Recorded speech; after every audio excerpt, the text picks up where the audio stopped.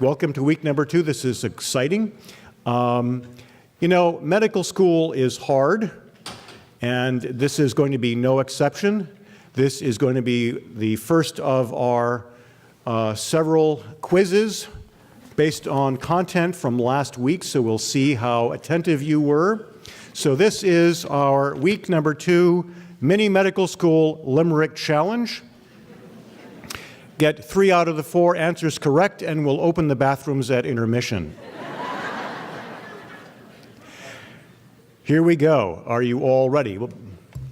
Well, actually, before we do the quiz, just to sort of let the nervousness and the tension build a little bit, I want to make a couple of announcements. The first is that we're trying hard to get the lectures moved onto the website, which has scrolled through, and if you forget what the website is, you can just Google Mini Medical School and UC Davis and you'll get to it. But bear with us, we don't have direct control over the website. We have to go through, we are a bureaucracy at UC Davis, so we have to go through the web czars, and that filters down, and so we're working on it. I also want to make a general announcement about questions. We'd prefer that the questions be general in nature and not pertain to any one individual's health problems, if you don't mind. So, with that, I hope you all brought your number 2 pencils. Did you all get your answering sheets with the little bubbles to fill out? You did? You didn't? Well, that's okay. Here we go. With the passage of time, bodies change, and lean muscles so far can exchange for fat. I better get my glasses on. Hold on. Yeah, I'm one of you. That's good. I can't fake it anymore. I'll start again. With the passage of time, bodies change, and lean muscles for fat can exchange. Can some shots of growth hormone turn you into Sly Stallone without making your wife think you're excellent? Very good. If testosterone causes MIs, well, so what? Because everyone dies. Why not die as a god with a stupendous bod? Looking young in old age is your maybe. Guys, is one. That's better than what I had. Prize demise is better. We will actually award extra points for a better rhyme. Excellent. In our prime, we controlled, then fate turned, and in old age we found we were spurned. A more youthful projection might delay the rejection. About looking too old, we're fantastic. So I guess the bathrooms will be liberated, but let's see if you can have a perfect score. We gain wisdom by traveling life's road, but some think we're a harmful microbe. Though in life we've come far, some disdain what we are. Such a person is a... Now, this actually requires you to have paid attention last week. Close enough, gerophobe. Excellent. Congratulations. You've passed your first quiz. So you now earn the right to come next week. So I am very pleased to introduce our first speaker, Dr. Vicki Wheelock, who is a clinical professor of neurology, who has done extensive cutting-edge clinical care and research in movement disorders like Huntington's disease and Parkinson's disease. And she may be telling you things about pallidotomies, and we'll touch on the future of possibly stem cells in the treatment of these movement disorders. She is also a beloved teacher in the School of Medicine. She is renowned for her teaching of neurology, both to the medical students and to our neurology residents and others. So much so that when for medical students, their favorite cell has become the neuron, and for the medical students, the information superhighway is impulses traveling along bundles of axons. Who cares about the aurora borealis when we have the corona radiata? And why travel abroad when you have the substantia nigra right at home? So they don't care about having a hard body. They really would prefer a Louis body. Now that's kind of an inside joke, but you know, neurologists have a strange sense of humor, and geriatricians even more so. So with that, I would like to welcome Dr. Vicki Wheelock, who will talk about advances in the treatment of movement disorders. Thank you, Vicki. Thank you.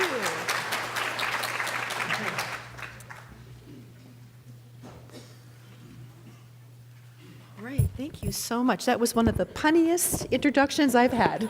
So thank you very much, and love the limericks. I want to thank you so much, Dr. Hirsch, for inviting me to come and speak today. I've been aware of Mini Medical School for a lot of years, and I was secretly hoping someone would ask me to come here someday. So it's really a pleasure. And I want to thank all of you for coming out in this glorious rain that we need to be here. I want to start out with my thank you slide. So I'd like to thank, first of all, my patients, who have taught me everything I know about being a doctor. Honestly, I've learned more from my patients than I can ever thank them for. I'd like to thank the students that I've taught and the residents that I've taught, because their questions and their yearning for knowledge really inspires us. And I want to thank my colleagues, and some of my important colleagues are on this little slide here. Dr. Jan Nolta is the director of our stem cell program, and she is an incredible scientist and leader. So I want to thank her. The lab manager, Geraldine Annette, is standing in front next to Dr. Nolta, and she does amazing work corralling 200 scientists working in the Stem Cell Center and helping us with our research. And Terry Temkin is a nurse practitioner extraordinaire who works with me side by side and helping to take care of patients. And I've learned so much from Terry also. And then I also want to thank and disclose to you that I have received research funding from CIRM, which we'll talk a little bit more about. So that's one of my disclosures for this talk.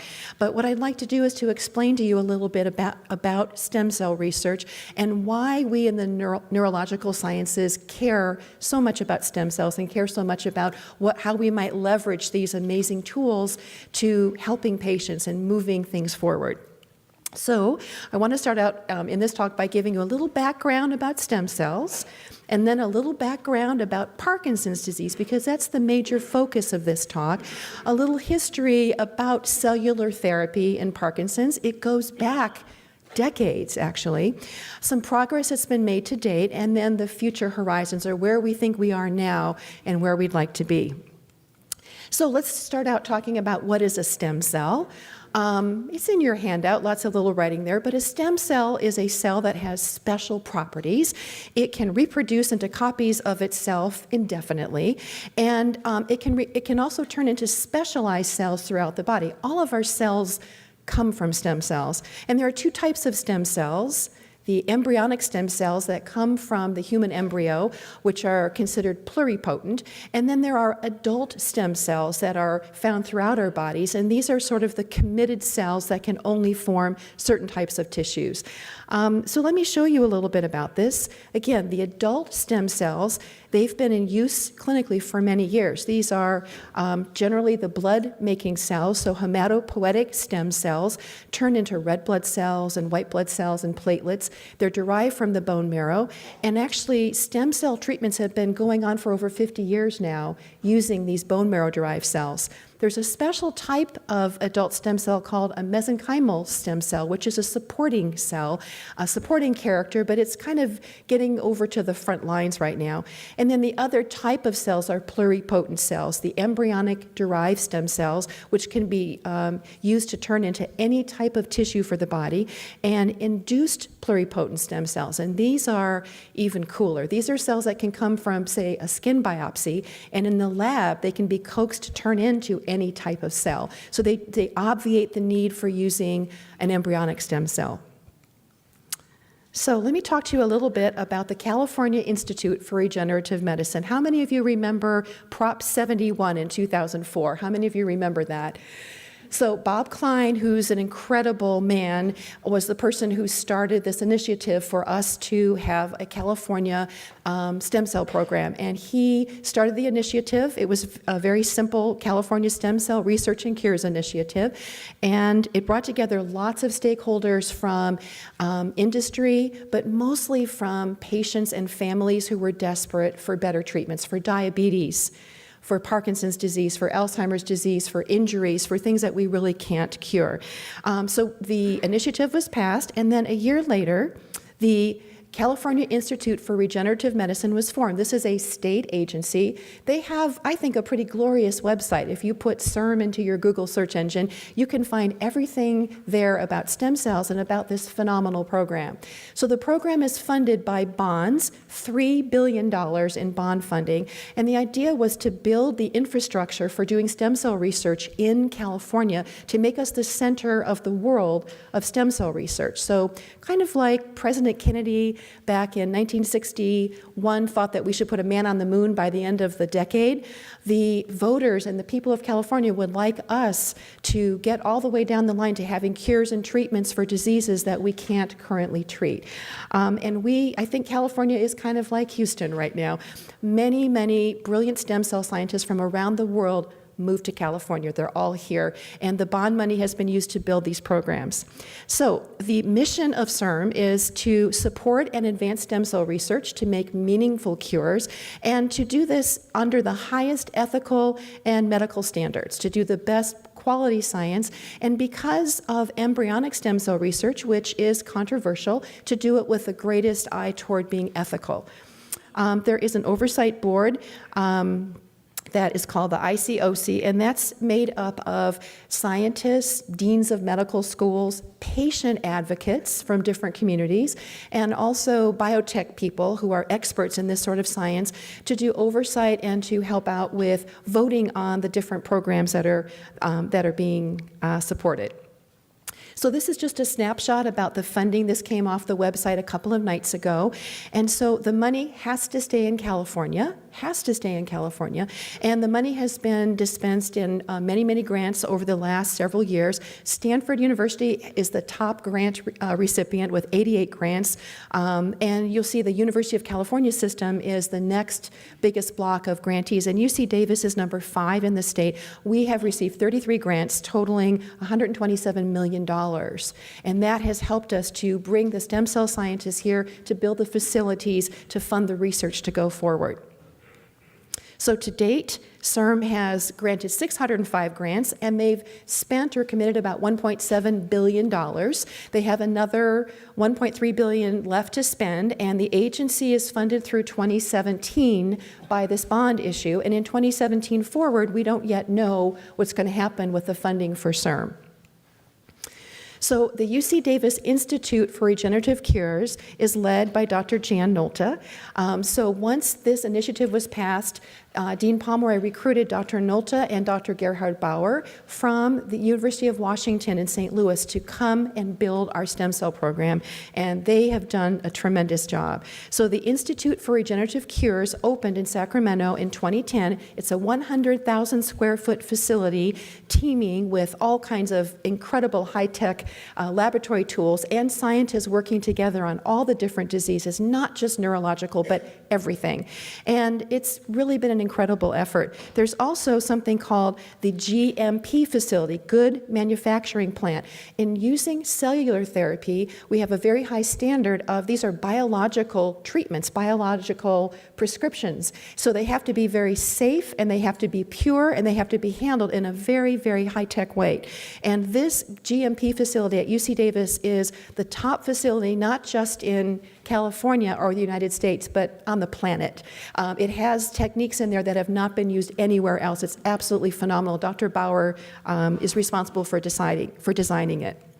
So that's a little bit of background about stem cells. I'm going to come back to them, but I'd like to change over now and talk a little bit about Parkinson's disease. So Parkinson's disease is a neurodegenerative disorder, and it's one of a group of disorders that unfortunately affect people, in many cases later in life, sometimes earlier in life, and I've listed some examples there. Parkinson's disease is the most common neurodegenerative disorder, movement disorder, and there are about 10 million people worldwide afflicted with Parkinson's disease, and probably about 1 million in the United States. And to balance that, there are probably about 5 million people with Alzheimer's disease in the United States. So again, not quite as common as AD, but very, very common. So let's talk a little bit about Parkinson's disease. How do we diagnose it? Even with all of our technology, we diagnose it at the bedside, in the clinic, using our eyes and our ears and our reflex hammer. That's how we diagnose Parkinson's disease. So people with Parkinson's disease have a series of symptoms that we use an acronym, and boy, medical students, we always loved our acronyms. How did you remember all this? So we use the acronym TRAP, and T stands for tremor, R for rigidity, A stands for akinesia. Now, kinesia means to move, so akinesia is no movement, so it's a little bit cheating for the acronym. We really generally mean bradykinesia, or slowness of movement, and P is postural instability and the tendency to fall. And Parkinson's disease was described by James Parkinson in 1817 in an essay that he wrote called The Shaking Palsy. Way back, over 100 years ago, the Lewy body was discovered by Dr. Lewy. And this is a bright pinkish spherical blob in the cells of the brains of people who were dying after having Parkinson's disease. And it was a little while later, not quite 100 years later, that it was recognized that in Parkinson's disease, the problem is in a very discrete part of the brain called the basal ganglia. This is where all the cell death is happening. It's a very specific area. It's not all throughout the brain. Now, in the 1950s, this was the height of neurochemistry and finding out about something called neurotransmitters, the little chemical messages that help neurons to talk to each other. And it was discovered in the late 1950s that in people with Parkinson's disease, dopamine was missing in their brains after they died. You couldn't find any dopamine signal. And so this was a very important clue about what was going on to cause the symptoms of Parkinson's. And you can see in the little slide there, the section of the brain, there's some arrows there showing these important dopamine pathways in the brain that are helping to subserve movement and also behavior and motivation. So dopamine helps us to move correctly, but it also helps us with motivation and reward, and it's tied in with things like drug addiction, for instance, but also sort of with staying with the program and getting excited about things and maybe pulling slot machine. Well, anyway, I'm not going to talk about that. All righty. So if we do a cross-section through the top of the brain, through the top of the brain stem, we come to an area called the midbrain. And on the upper left slide, you'll see a lot of dark area there. Those are black neurons in the substantia nigra, or the area of blackness in Latin, where there are lots of dopamine-producing cells. And in people who have Parkinson's disease, about 70% of those cells have died off before they get their first symptoms. So a lot of them have died off. And just those cells, no other cells have died, just those cells. And those cells are producing dopamine and transporting it upstream. If we look under the microscope, there are sick and dying neurons in that area of the brain. And the ones that haven't died yet are full of Lewy bodies. They have these little pinkish halos around them. And up until a few years ago, we didn't really even know what was in them, but now we know. And if we look at a dopamine transporter scan, you can see in the upper picture, the red area is deep in the brain, in the basal ganglia, full of dopamine signals. So the red is hot for lots of dopamine. In the Parkinson's patients, if you label dopamine, it's very cool. It's in the sort of yellow-orange range. We can actually see the lack of dopamine in people's brains when they have Parkinson's disease. So who gets Parkinson's disease? Who are those million people? Well, in all populations, men are more likely than women to get Parkinson's, about 3 to 2. It's been consistent, it's not changed. We don't really know why. It's found in all racial and ethnic groups around the world. There's no group that doesn't get Parkinson's disease. It's generally a disease of aging. About 65 is the average age at onset, but for every decade of life after that, there are more and more people who get Parkinson's. About 10% of people get Parkinson's before age 40, and the best known person is Michael J. Fox, who was 28 years old when he got his first tremor. By the way, his books are really good. I recommend his books to read about what he felt about being a young man getting this disease. They're just fantastic. About 5% of people with Parkinson's have a family history, but 95% of people don't. It appears as a sporadic disease. And risk factors have been found. People who live in rural areas that are heavily pesticide exposed have a higher risk of getting Parkinson's disease. So that's consistent in North America, South America, Europe, Asia, everywhere. Pesticides have something to do with this. If you're a smoker, you have a lower risk of getting Parkinson's disease. Now notice, I didn't tell you to go out and light up. I want to tell you that you have a lower risk, but we don't think smoking protects you from getting Parkinson's disease. Actually, one theory, and we don't know why, one theory is that people who are going to get Parkinson's disease later in life, maybe they don't have as many dopamine neurons, maybe they don't like to smoke as much as people who have lots of those dopamine neurons. Just a theory, we don't know, but don't start. And then occupations, certain occupations have a higher risk. So welders and miners who are exposed to metals, especially manganese, have a higher risk of getting Parkinson's disease, but so do teachers and physicians. And again, some people think that teachers and physicians kind of toe the line a little more than other people, and that maybe we're kind of wired with our dopamine system to sort of stay in school for a long time and do a lot of studies and things. Again, just a theory, we're not sure. All right, let's talk about the causes, what we know about this. Most of the people that we see in the movement disorder clinic who have the features of TRAP have what we call idiopathic Parkinson's disease. Idiopathic means we have no idea why they have it. We don't know the cause. 80 to 85%. Sometimes medications can cause Parkinson-like symptoms, especially medications like antipsychotics and some of the drugs to treat nausea. They work by blocking dopamine. And you can induce Parkinsonism in a patient, and it should be reversible when they get off those drugs. There's an intravenous drug that caused Parkinson's in the 1980s. Other neurological disorders can have Parkinsonism as a feature. For instance, the disease dementia with Lewy bodies, where people have a double whammy, both dementia and Parkinson's symptoms. That's a pretty common disease, and there's others that are rarer. And then once in a while, infections cause Parkinson's. So West Nile virus can cause acute Parkinson's disease when it invades the brain. And there was an epidemic of Parkinson's in the early 1900s with this encephalitis lethargica. And some of you may have heard of Oliver Sacks' book, Awakenings, or seen the movie Awakenings. That's about when Dr. Sacks used the first drug for Parkinson's disease in people who were living decades later in a care facility because they had this particular infection. So what are the neurological signs in Parkinson's disease? Here's a list of vocabulary just to try to describe to you the sort of features that we see. One thing that people with Parkinson's have is slowness of facial expression. They have kind of a poker face. So we call that hypomimia. They have a decreased voice volume. They tend, like someone went in there and turned down the volume. They think they're speaking at a normal tone. And when you tell them to speak loudly, they think they're shouting.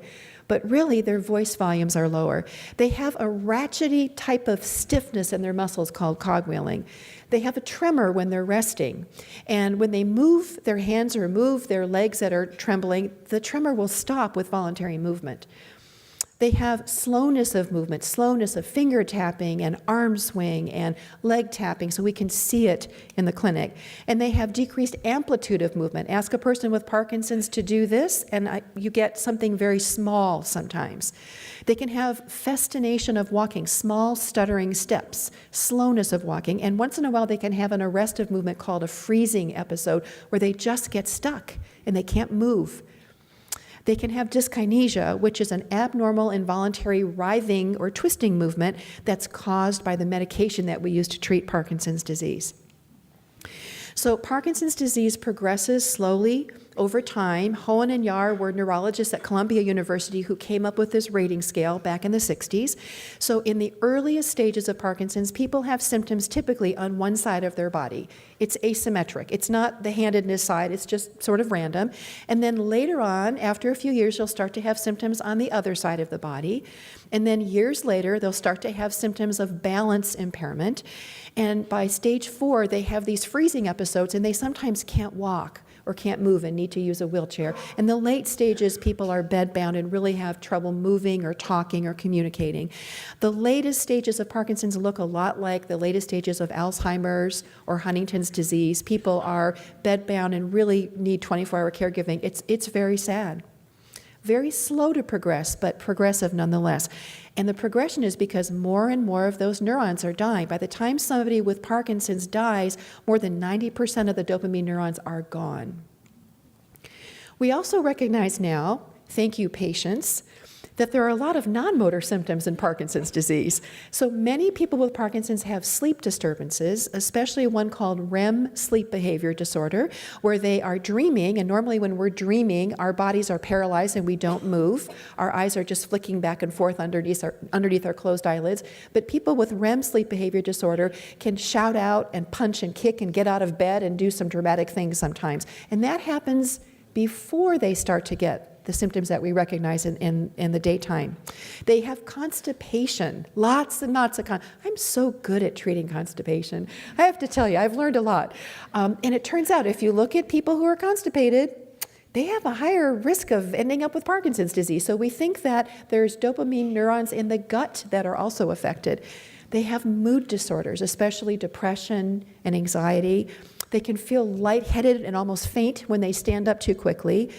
They can have bladder control difficulties, and later in the disease, they can start to have memory impairments, and at the very end of the disease, they can have dementia sometimes.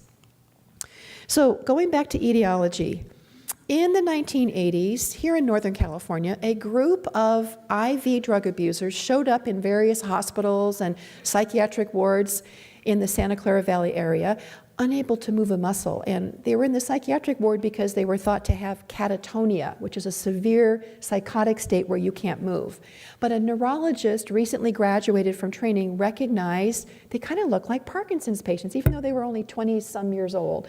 And he did this incredible detective work and found out that they had all been injecting a drug that was meant to make them high, but the chemist got it a little wrong. And there was a little contaminant in the drug that he cooked in his garage, and it caused immediate, irreversible Parkinson's.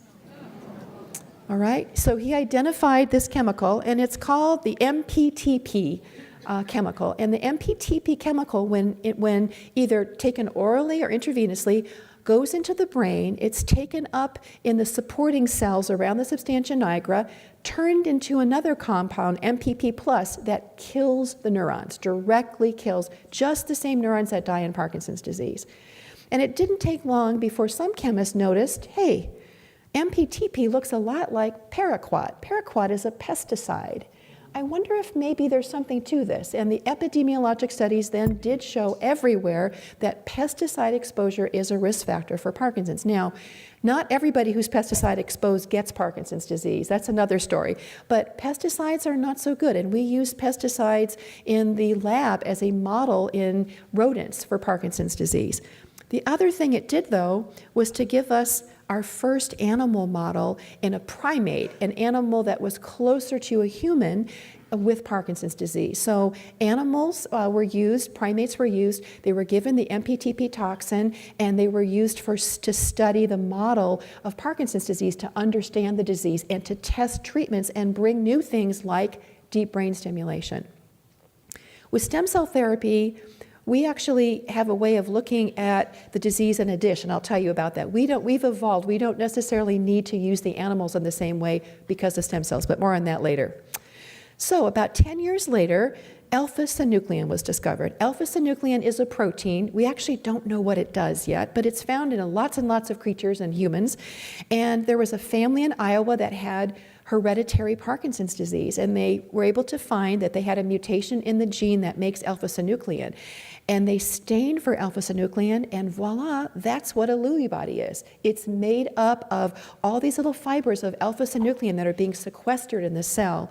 And if you stain brain slices after people have died, you can find alpha-synuclein throughout the brain, not just in the substantia nigra, but throughout the brain. So this helped us to understand a lot more about Parkinson's disease. I mentioned to you that there are motor symptoms and there are non-motor symptoms.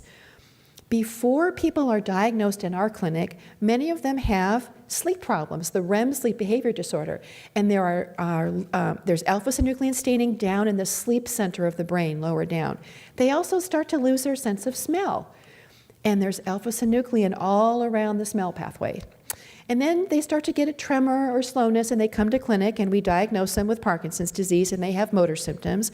But later in the disease, we can start to see alpha-synuclein in other brain areas. So they begin to have difficulty with organizing and prioritizing and thinking and timing of thinking. And then eventually they can have visual hallucinations of animals or people or other things in their environment.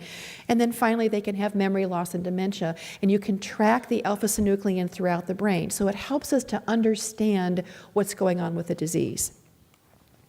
The treatment strategies for Parkinson's disease are very robust, and it is the most treatable neurodegenerative disease to date. So more than Alzheimer's, more than Huntington's, more than Lou Gehrig's disease, we have great treatment for Parkinson's disease. Levodopa is a drug. It's a pill that people take. Levodopa is taken by mouth. It goes up through the bloodstream into the brain, and it turns into dopamine. And the cells can use it, and it can dramatically help reduce the tremor and restore movement and make people so much better. And it lasts for a good long time. However, over time, there are some changes. Levodopa becomes less effective. Why? Because there aren't as many neurons left to use the dopamine, because the degeneration is continuing. We use lots of therapies. We harangue our patients to exercise. It makes a huge difference. In 1997, deep brain stimulation, which is a brain pacemaker, was developed largely because of studies in the primate model, the MPTP model of Parkinson's disease. So if we look at the average patient with Parkinson's disease, in the beginning of the disease, when they take medication, they have a dramatic improvement in their symptoms. And they're in a therapeutic window where they feel great all the time, and they're able to do things for many, many years. But over time, with more degeneration of the brain, they start to have problems where the medication doesn't work as well. It just switches off, and they can't move. Or it starts creating these abnormal involuntary movements, and they can't control them.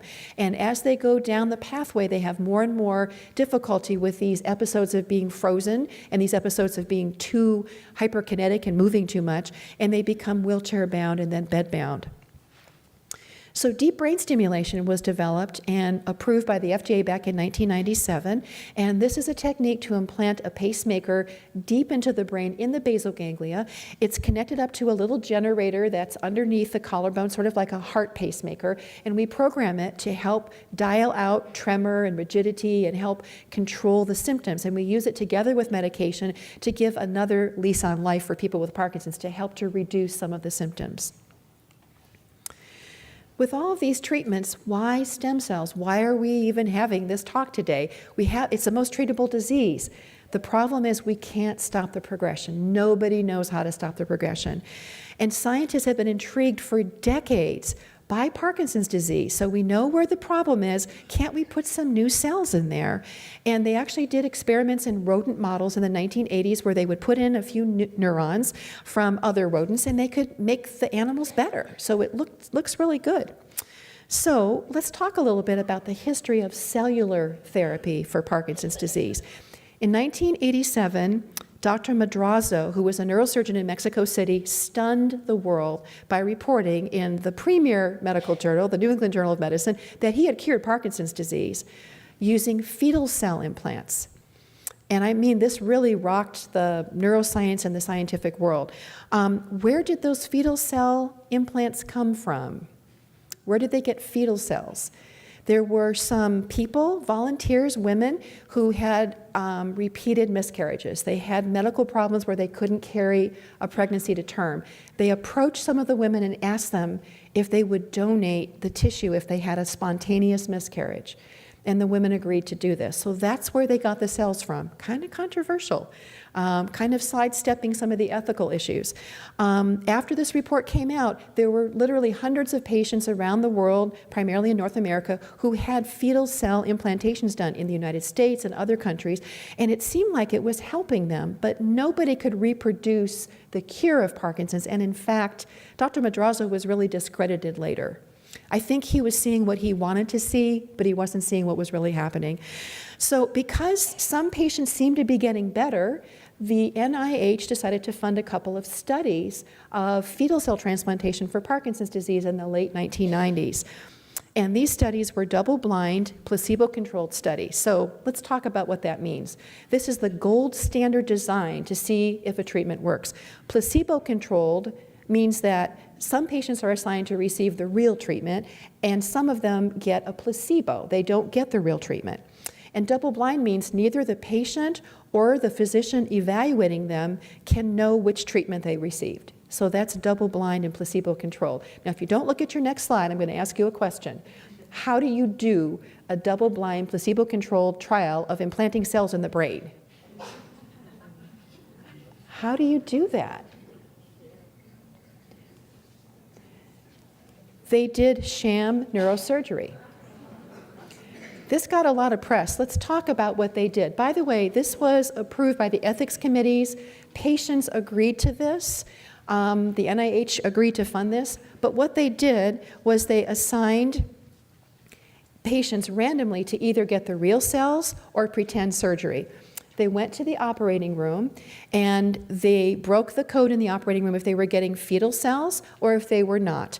And what the surgeon did was to make a small incision on the top of the head and to take the drill, like I showed you in that picture, and make a little hole, burr hole in the skull. It's under local anesthetic. It doesn't really hurt that much, I don't think. Actually, having been there for lots and lots of deep brain stimulator surgeries, I really don't think it hurts, by the way. And then some of the patients got the cells implanted, and the other patients, they had a script, and the surgeon said, "Nurse, please hand me the cells." "Okay, I'm injecting them now." There they go. And they videotaped this, and they pretended to do the surgery. But what they really did was just a little drill in the skull so that the patients would feel as though they had the treatment. So they followed the patients, and a few months later they gave them all questionnaires. What do you think you got, the real thing or the sham? Everyone thought they had the real thing. They did videotapes in the operating room, and they send them to blinded observers. Could you tell if you were watching the surgery what they got? You couldn't tell. They really did a good job of this. And then a year later they looked at the outcomes. How are the patients doing? And the other side of this is that 1 year later, after they finished the official study, they offered to the patients who got the sham surgery, and they told everybody what group they were assigned to get the real thing. Okay, so I want to tell you it was sort of like a delayed treatment, but it's controversial. That's what they did. And so let's talk about what they saw. In this picture of a PET scan looking at dopamine scanning, the image over on your left is the normal bright red signal. In the patients who had the embryonic fetal cells, dopamine neurons, the neurons seemed to live and they were making dopamine, and the brain scans looked better. In the patients who had the sham surgery, they did not see the same thing. So they could tell by looking at dopamine patterns which treatment the patients got. And then they also looked at how the patients were doing in life, and they used something called the Unified Parkinson's Disease Rating Scale. And on this scale, on the left, lower numbers are lower symptoms and higher numbers are higher symptoms. And if they looked at all the patients, the sham surgery patients had a higher score than the patients who got the actual real treatment. So it looked as though there was a mild benefit of getting these fetal cells, that the scores were lower. And if they did more analysis, if you were younger, when you got the surgery, you did a little better. Their scores seemed to drop down even lower than people who were over 60. So they were able to see an age-related response. But in addition to this, they found something unexpected that didn't happen in the monkeys and didn't happen in other settings, and that was that some of the patients started getting abnormal involuntary movements, dyskinesias, that they couldn't control. And we think now that's because these cells were putting out maybe too much dopamine. We don't really know for sure, but some of them actually had this side effect. So overall, what they were able to show, another arrow, was that it was safe to do it. No patient had a stroke or bleeding or infection. It was safe to do it. Some of the patients had dyskinesias, so they had a side effect.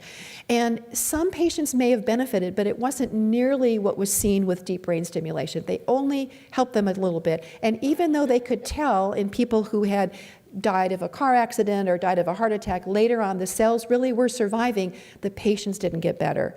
And this left an awful lot of questions. So they successfully implanted the cells lived. Why did the patients not get better?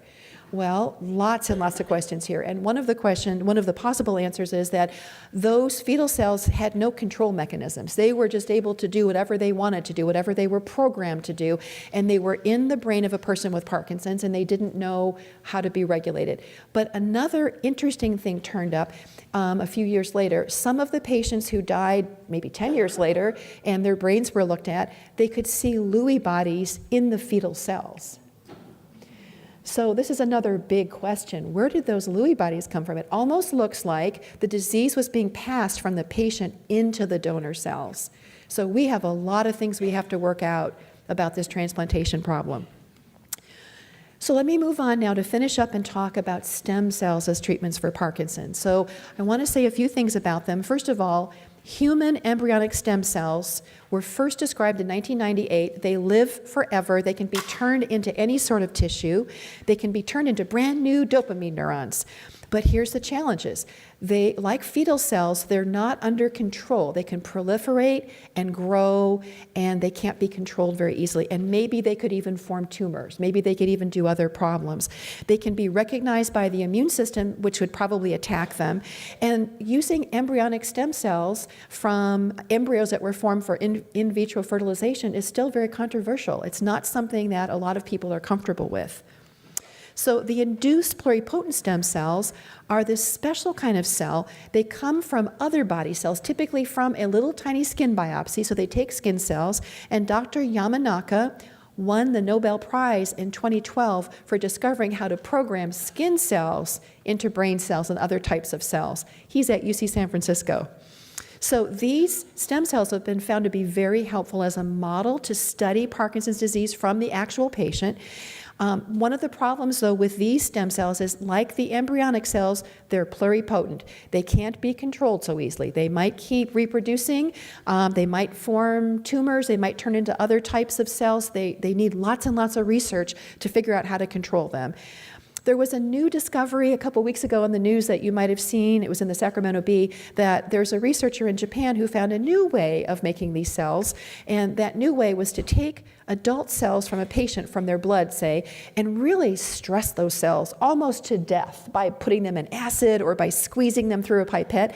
And some of those cells went back to being like stem cells. So that was in the mouse. We're hoping that's going to happen in the person too. So you may be hearing more about a different type of induced stem cell as the science advances. So one of the major advantages of these induced pluripotent stem cells is that patients with Parkinson's can donate their skin. They can have a little skin biopsy to centers that are doing this research. And UC Davis is doing this, the Parkinson's Institute is doing this. And then those cells can be propagated in the lab, and then they can be like the disease in a dish. So you can look at the cells and study what's going on in these cells from patients with Parkinson's that's causing the Lewy bodies to form, that's causing all the problems that lead to the cell dying. What could we do? What could we test? Maybe we can start testing treatments in the cell before we go to human trials, which are very expensive, take a lot of years of work, and maybe are the wrong thing. Let's go ahead and use those cells. So that's one of the great advantages. Now, I want to give you a caution about stem cell therapies. That's a very real caution, and it's called stem cell tourism. So bona fide stem cell researchers are working very, very hard to try to find a way to control these cells, to use these cells to find new treatments and to find cures for diseases. But it turns out stem cells have been out there for 50 years. They're just around, and you can have various physicians who use them, and they can advertise, direct-to-consumer advertising, that they have stem cells, come and get them. And they might give you an intravenous infusion of stem cells, and they might be real stem cells, but they're making claims that really aren't backed up by science. And in fact, this is called stem cell tourism because people from North America and Europe were traveling to countries that had very lax regulation, getting these treatments if they had Parkinson's or cerebral palsy or MS. And unscrupulous people were claiming that they were curing them, and they really weren't. And they were charging $40,000 or $50,000 to do this. So it's called stem cell tourism. And the key is that there are bona fide stem cell scientists who are working really hard on this. And if you're finding something through the internet that's not really been reported in the scientific literature, beware. Dr. Paul Knopfler, who's a bona fide stem cell scientist here at UC Davis, writes very much about this. If you Google him, you'll find a lot more information. And he recently won the National Advocacy Award at the 2013 World Stem Cell Congress for his work in educating the public and letting people know about this. Well, he's doing his bona fide stem cell research. So let's move on and talk about a special type of stem cell, the mesenchymal stem cell, which is another type of adult stem cell. It's found in the bone marrow. It's a supporting cell, and it's not pluripotent. It can't just turn into anything. So Dr. Nolta discovered years ago and wrote the book on, as you can see here, the fact that these cells have very wonderful properties. They can be engineered. You can load them up with things to help deliver to other cells. So they're sort of like the body's paramedics. And that's the paradigm that she's developed. So these mesenchymal stem cells have a long safety record in humans, unlike the pluripotent cells. They come from bone marrow.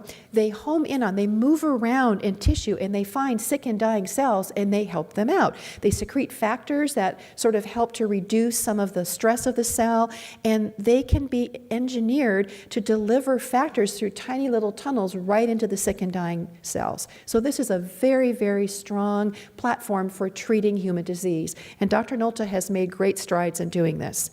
So back in July of 2012, Dr. Nolta and I received a grant from CIRM using these mesenchymal stem cells, engineering them to treat another disease called Huntington's disease.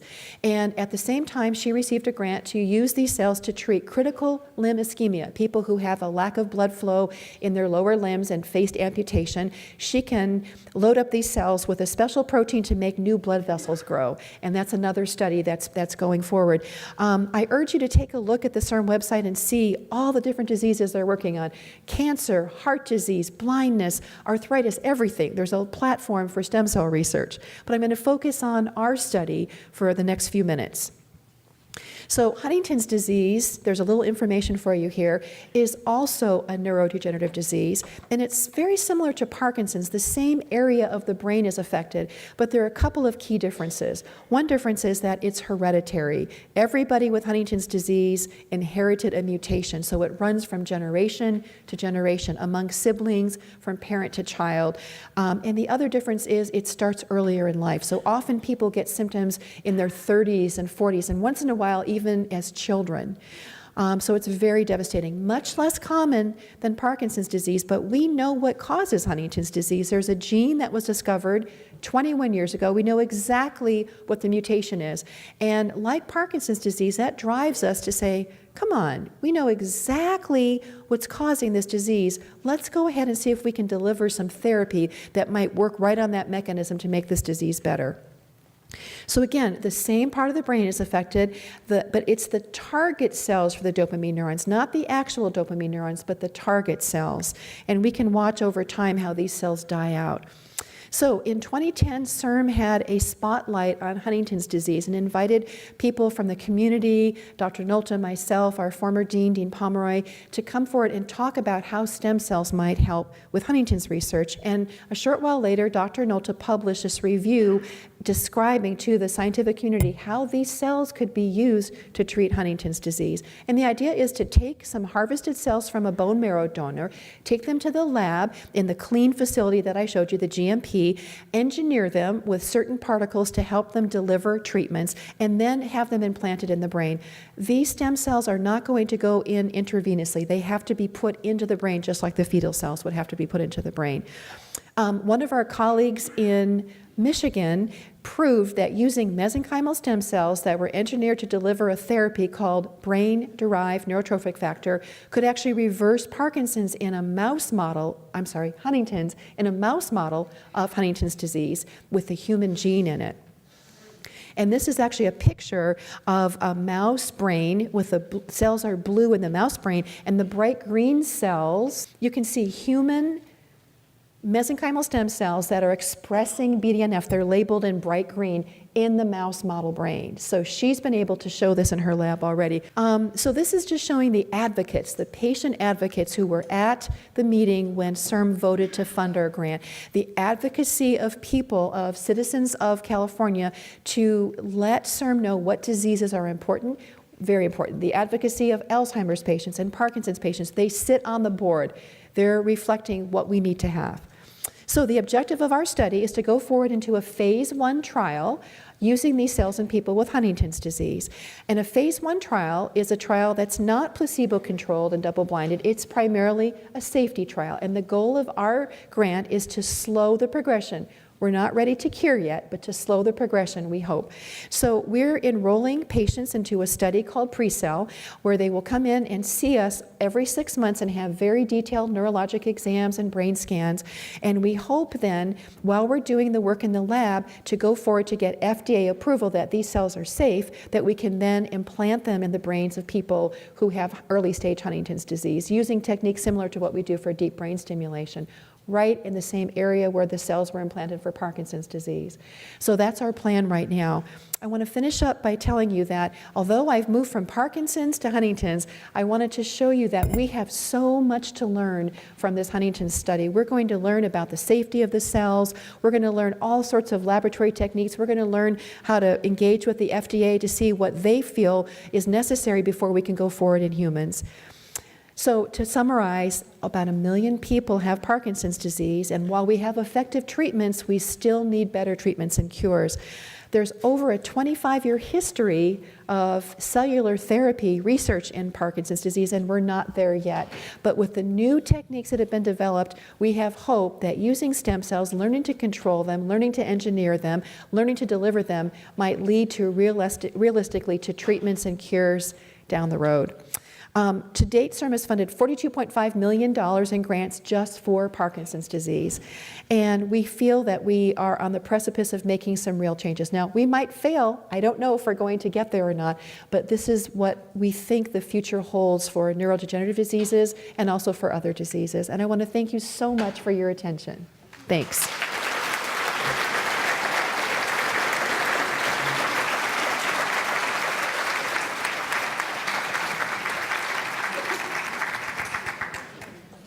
Dr. Wheelock can take questions.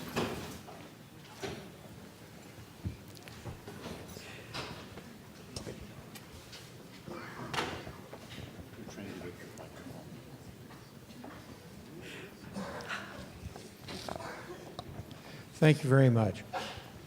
One of your slides mentioned also the possibility of stem cell treatment for MS. Yes. And I'm really curious about that also. Your presentation on Parkinson's and Huntington's was very interesting, but I'm also interested in the MS. Sure. So in MS, one of the problems is inflammation, that the immune system is attacking the neurons and attacking the connections between the neurons, sort of the traffic highway. And there are people at UC Davis who are doing stem cell research with MS to grow the supporting cells that create myelin to help repair the cells that are affected by multiple sclerosis by the immune system. And also there's research going on to try to figure out what's the trigger for that attack. So stem cell research has a lot of possibilities in terms of growing new cells to help repair the neurons that are affected by MS, but also to study the disease. And one thing I didn't have a chance to talk about is that these stem cells also have all these different properties of repairing and healing damaged tissues throughout our body. So understanding with MS, there's attack and recovery, and attack and recovery. Understanding how to promote the recovery and to sort of downregulate the attack might be a really good way to do this. Thank you. Thank you for your presentation. It was excellent. In regards to the deep brain stimulation, how long does that treatment last, and at what point do you use it? Is it after the drugs no longer work, or is it in simultaneous combination with it? So that's, again, a good question.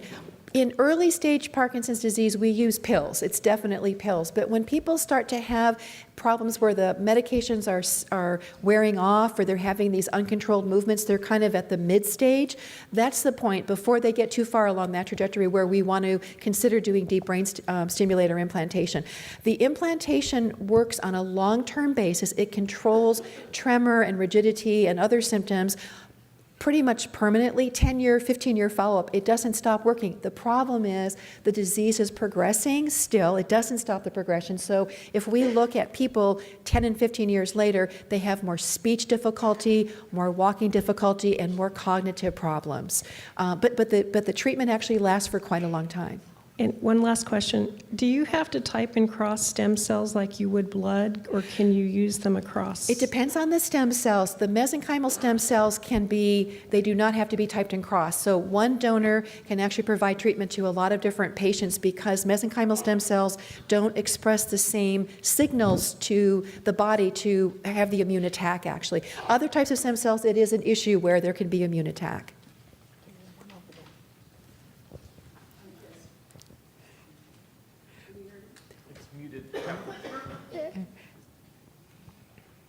Tap the button on the bottom. Let's do this Light should be green. Hello. Hi. Thank you again for your wonderful talk. I'm wondering if there is without any treatments, is there a consistent and predictive rate of the progression of loss of dopamine-producing cells across the disease population? Yes and no. Again, it's a slow process. It's a slow process. So overall, we can say it's happening at a rather slow rate. But there are patients who seem to progress a little more quickly than other patients. So there are some changes that we can see with regard to different patients. And we don't really understand it, but we think for some patients, the alpha-synuclein things that are going on are happening at a little faster rate for reasons we don't really understand. So one thing about using the induced pluripotent stem cells is to take cells from patients at different rates and study them and see is there something going on at the cell level that might help us understand that. Thank you. This is a simplistic question, but can you speak to gene splicing? Why can't you do something to these mutant cells that are causing all the problems? Oh, that's a really great question. So in Huntington's disease, where we know where the gene is, it turns out getting gene therapy into the brain is extremely difficult. And so Dr. Nolte's idea is to use the mesenchymal stem cells to bring in gene therapy. And in fact, the cells that we're using have gene therapy. They have this a gene put in to create this growth factor. And in future studies, we hope we could put in a gene that will switch off the mutant protein. That's what our ultimate goal is. But we're going to take this first step for safety reasons and also to understand the mechanisms a little bit more. In neurological diseases, the problem is the blood-brain barrier. Getting the gene therapy right into the cells where it needs to go is a problem. And some scientists have come up with some really clever ways of attaching the genes to viruses and then putting those in the brain, or to putting them in little pumps that might go into the spine and up into the spinal fluid. People are working really hard on it. We think stem cells might be a great way to do that. Thank you. One more question? Given the incidence of synuclein in the progression and spread of Parkinson's, what is being done to address it in particular?